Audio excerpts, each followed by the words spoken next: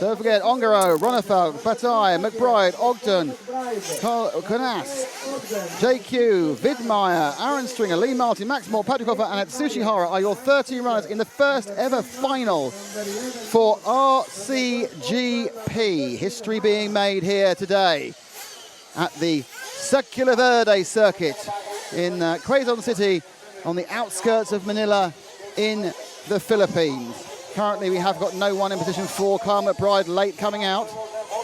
His dad leaning down. Now 10 seconds. No one isn't able to start. The car's being poured over the side of the track. Lots of revs for some of them. Ongaro's dad about to drop the 94. Go, start. He starts his stopwatch for the time of the fuel. Long wait, and they're away. And it's a good start. It's a clean start. Battle just don't possibly clip the rear of Ronefalk, but a nice start for Ongaro. Ronefalk second, Battle third. Then it is going off in order with McBride, and then Ogden. I think there's been a bit of a swap around there, and I think Stringer may have made a couple of places up early, and Canas may be one of the losers. So there they go. The first half lap is in. They caught up. And so 30 to go. We've got half a lap gone. So right. Into the lead as they go over the hop and up to the top there. So as we expected, away have gone Ronefalk and Ongaro. And how many times we said that recently? Ronefalk and Ongaro have gone away, and they got Robert Bataille stalking them. This just seems like a kind of a script we've had many times over the last couple of years, but already gapping. And we'll tell you, I think it's McBride from Ogden in 4th and 5th. Yes, they're coming through. A slight problem, and now they're going. I think McBride may have an issue with actual communications back to the pit. That could be that could be the 10 car. That could be JQ. Anyway, let's look at the leader. It's still David Ongaro as he flies over the big triple before he gets to the berm, and we are just settling down now. This is lap 2. They've completed. The lap lead comes down by 0.2 of half a second. So they are right together. The dangerous doubles on the back on the main straight. Nailed together, they have been really all day. The qualifier, and slightly offline, that lost him a couple of tenths of a second, and it did. And now Ronefalk's right on his tail. Third place Bataille, having a battle now with Cole Ogden, but we're looking at the first two because they're closer as the drums build up again. And Ronefalk sliding the car around. We've got a fuel stop. We've got tyre wear. We've got... and there's a bad say. And now Ronefalk takes the lead. And it's a kind of a cowardly... safe preservation of the marshal, and so now Ronefalk moves away, and behind him is going to be in second place. It's Battle, and then third it's Cole Ogden. So let's drop to our second place man, Robert Battle, with the orange car with the yellow wheels, and let's see who's coming to him, because he's got Ongaro now in 4th. He's got to get past Cole Ogden. So let's make our Cole Ogden the focus. He's the yellow and the purple car in the middle, flying the triple now, but he's in the way of Ongaro getting near to Ronefalk. Now, interestingly, Ongaro is not showing a lot of pace at this point. Whether he needs his tyres to come in, I don't know, but he's not showing the pace he wanted. Now, he's not harrying so much. Ogden with the HB. It's the Scuderia Scampirosso for Ongaro, but leading these three, and in second place overall is the BeachRC.com machine of Robert Bataille from Spain. So it's Spain, it's America, it is Italy, but out in the lead it's Sweden, as Ronefalk takes the early lead on the back of a mistake by Ongaro a couple of laps ago. So here they go. The three of them. At the inside, I think Ogden's going to go. Great job. Ogden, brilliant overtake for second. Ogden just cut the drive and powered through. So Ogden, who's shown great performance. This is now an HB performer. 1-2, but look at Battle. Battle's having none of it. And it lands badly in the kind of the consuming melee, slamming the brakes on to avoid an accident with Ongaro, and we're back to as we were, but the winner out of all that is Ronefalk, who will see his lead ease out again. In fact, he gained 0.8 of a second and on that lap because they were all fiddling about with each other. Right, so Battle remains third, Ogden remains fourth, Ongaro remains fifth, but out in the lead by 4.4 seconds is Ronefalk. This is the focus though. These three for second, third and fourth. They sweep round in front of us here, going over the Coca-Cola double and the Motor World double. They're going to turn for the massive triple. They fly and then brake hard for the berm, and they complete another lap. Line astern, still Robert Battle, still Cole Ogden, still David Ongaro, and if anything, after losing the second place a while ago, Robert's now coming into his own. But in that lap, we had the fastest lap of the race so far, a 28.890. Oh, they've gone together. Oh, kiss. Let's come and go at the top of the circuit. And no, but at the end of it, it's the same. These three cars are just slowing each other up because you can notice that Kyle McBride is catching them up. So this is just great news for Ronefalk. They fight with third. Oh, fly in the air with the great speed. And now Ogden for the second was in third, but he just couldn't get the drive. And Ogden's had a trip and he's moved out. So now Ongaro finally moves ahead of Ogden and gets himself into third place. So it's Ongaro in third, just in the second those two cars. Battle in second, but the gap now out to David is 7 and a bit seconds. And this is mainly because of the battling the others have done. And now Ongaro's made another mistake and dropped back behind Ogden again. So this is going beautifully for David Ronefalk. Not so well for the rest of them. Quite well for us. It's quite entertaining. McBride runs in 5th. Lee Martin in 6th. And Max Morton 7th. So that's a good performance. And we are now 9 laps down and waiting for something to happen. So let's drop back to Ogden in the yellow and purple car, going over the Infinity Jump now as he's running in third because he's got Ongaro right behind him. In fact, Ongaro right ahead of him. So Ongaro now has sneaked ahead as he comes towards us now. So it's the orange car with the orange wing. Let's see if Ongaro can move forward quickly, can actually find some pace, can get himself near where he wants to go, can begin to gain on Robert Battle, because at this moment, with an 8.7 second gap between Battle and Ronefalk, you're kind of saying as Ronefalk's car keeps going, then this is going to be game over. Because I can't see Ongaro bridging this gap, but he can get the second, he can get Battle, but don't forget we still have a complete set of pit stops, and we're only 5 minutes and 50 seconds into a 15-minute final. So they'll be stopping in the next 2-3 minutes, pretty much a driver's choice, because it's not a difficult stop strategy. 15 minutes, 7.5 minutes is easy for them all to make. They can only make 8.5, even 9 quite easily. So they can stop early, they can stop late, depending where the traffic. Now Ongaro may, I wasn't making those mistakes, and he's going to lose. He's lost it again. It's that mistake. So let's go with the yellow and purple car. The yellow and purple car, which is Cole Ogden. So Ogden is now back in third again. Fourth is Ongaro. Just for all you Ronefalk fans, he's way and happy, and he's just of no interest to us because he's winning so easy at the moment. But that's all because the others are slowing themselves up. And Carl McBride not doing shabby here. So you've got both of them coming down the main road. So you've got Ogden, who's... and Battle made a huge mistake. Battle makes a massive mistake, so now Ogden inherits second. So it's Ogden on camera in second place. It's Ongaro just behind him. He's in third. McBride's picked up fourth, and Battle went from second to fifth with that error at the top of the track. Now they fly over another lap. Cole Ogden will be scored as second for the first time. It's an HB1-2. So the HB1 is way away from the HB2 by 8.8 seconds. And we're talking about fuel stops soon. Top of the circuit. Chance to have a little bit of breath, a little bit of breathe. These two cars follow around. It has proven this track is a hard one to overtake on. You can see that Ongaro is looking to get up the inside, looking to go around the outside, but he's trying to make it a clean pass. Mo is a very, very good referee, and he's also been very hard during this mating. He's not having any monkey business by the drivers. You've got to get through clean, or you get penalised, you get a stop and go. So 8.5, they actually gained a couple of tenths on Ronefalk. I'm sure now is relaxing within himself. Oh, beautiful move up the inside by Ongaro. He slid past. Then he got touched by Cole, and Cole's got a warning for that, but that was a beautiful overtake by Ongaro. Okay, saw a gap, slid up the inside. That was a touring car overtake. Mark Reinhardt will be chuffed with that one. And now they come round. Ronefalk has fueled underneath us, and it was clean. So Ronefalk has fuel, and let's take Ongaro in, and they're both in. Ongaro, Ogden, stop together. Fuel, drop down. Oh, much shorter. Ongaro gained probably second in the fuel, but no, then Ongaro gets mixed up with Misha Widmeyer. And Cole makes a mistake. So Ogden made a mistake. Ongaro got mixed up with the refueling.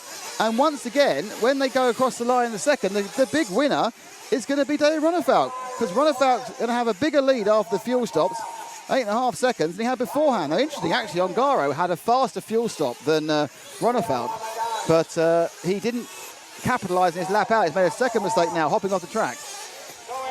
So, there we go. So we're just running now with Ongaro through on the camber. But interestingly, at the end of this, suddenly Robert Battle is back in the fight. So it's now Battle fighting Ongaro. So Ongaro made 2 small errors on his lap whole lap after the pit stop, one either side of the timing scoring, and he says, even though he hasn't lost a lot of time for Ronnefalk, I think Ronnefalk now is literally running to time. He's in traffic, and now we have a battle over second and third again. There's Battle, who must be kicking himself out of that error at this point in the circuit here. Now has a chance to catch up. Let's get wide and get both cars. Oh, look at that, right up the inside. Superb overtake by Robert. Just swept up the inside. Did exactly what Ongaro did to Cole Ogden a couple of laps ago. Marvellous overtake. Found a huge piece of speed up the corner, the left-hand corner over the Infinity Leap. So some great clean overtakes, but you have to take your advantage as much as you can, as the lead now is 7.7. So Ronnefalk, who is kind of slowed down, Ronnefalk sort of slowed down a little bit, because what he's trying to do is avoid the traffic. He's got traffic, he's going very, very circumspect. There's no blue flags in this race, and they know they have to be lapped, and they will be asked to get out of the way, but there's no blue flags. We're now at 19 out of 30 laps. Ooh. And they come round, and Battle now is pulling away from Ongaro. Ongaro not having this the way we thought he would. As he drops down, the lead as Battle now is ahead of Ongaro. Ronnefalk leads. Ronnefalk's lead has dropped down.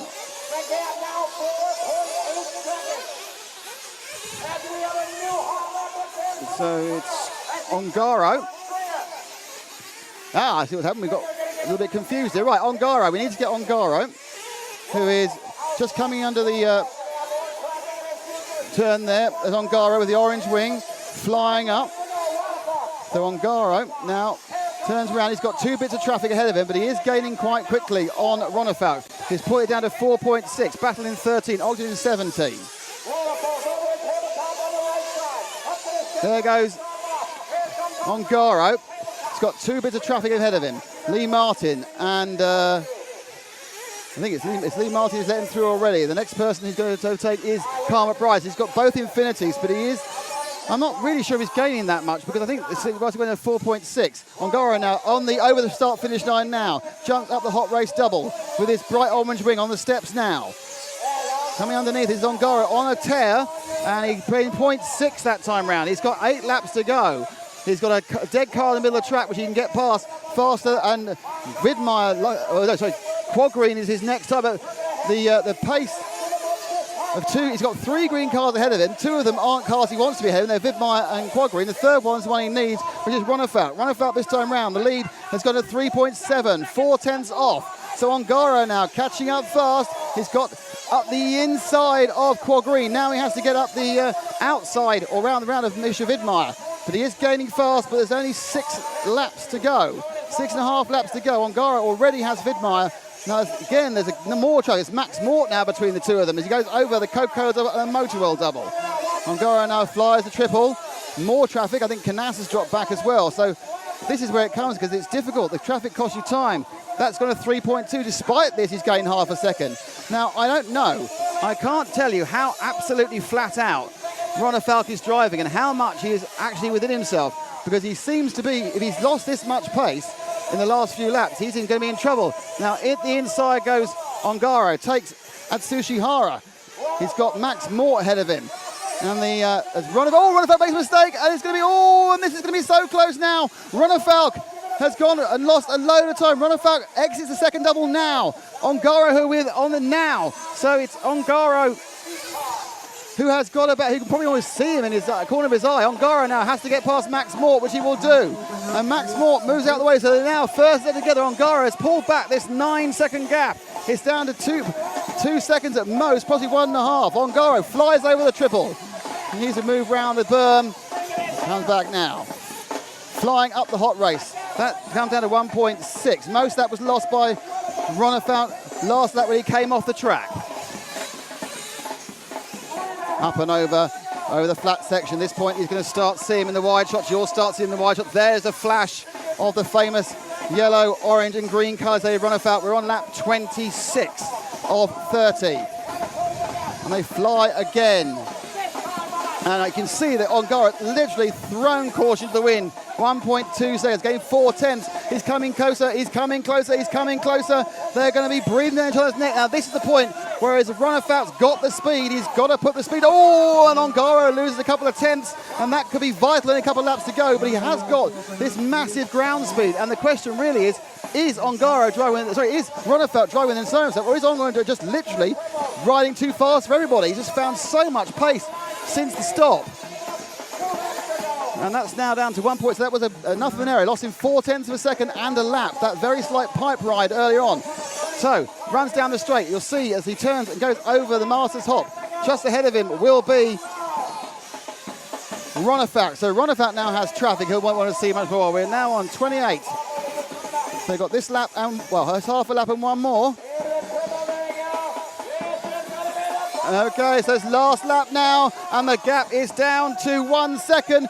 Ongaro's coming, great sportsmanship, so Ongaro's got a few laps to get the jumps to get there. It's coming around, oh, this is absolutely 100% race of Ongaro. He's effectively sliding the car around every corner. He's berming it through. He is driving it like he stole it. And look how close he's got to Runafout. But Runafout realistically just needs to keep it on the island. Can he do it? They come over, there's a massive flyer. He flies it, Ongaro flies it, turns around, and Runafout gets it. In a superb comeback drive, Ongaro, not quite enough. Ongaro, just not enough, but hangs on. So David Runafout gets the 0 point result they all wanted, and his nearest rival, David Ongaro, comes away with 2. Just one more race to run now to decide who is the winner of Rcgp World Series Round 1. Let's hear from the top 2 with Nick. Did you lose that much pace in the second half of the race, or were you driving within yourself? I mean, I had kind of a couple of rough laps there with traffic. Lee tapped me. I mean, it was not really his fault, but that kind of dropped me like 2-3 seconds right there. So, I saw he was closing in. I had a big gap, so I didn't have to do anything crazy out there. So, of course, I stepped down a little bit just to keep it on the wheels. Luckily, I did. He came fast in there towards the end, but, it doesn't matter how you win, right? You just got to finish first to finish first, right? But does that bother you for the next race? He's got that pace, or do you think you could still find a bit more in the car? No, I think I lost a little bit of drive because I had a slight issue to clear some of the jumps out there towards the end. So we're going to look at the clutch, maybe the center diff, refresh the oil. But, it wasn't about that. I just stepped down a little bit too much, I think, and that brought him back in. Davide, that was a tale of two halves. Before the fuel stop, accidents, crashes, and then after the fuel stop, wow, how fast were you? I think now the car was really, really good. I made 2 mistakes at the beginning of the race because I was maybe too nervous. And then I fight with Cole and Robert for a few laps, and David was so fast also, but at the end I think I was a little bit faster than him, but we try in the next one for sure. So can you have your car for the start of the next race like it was at the end of the first race? The same setup. Fantastic, thanks, very well done.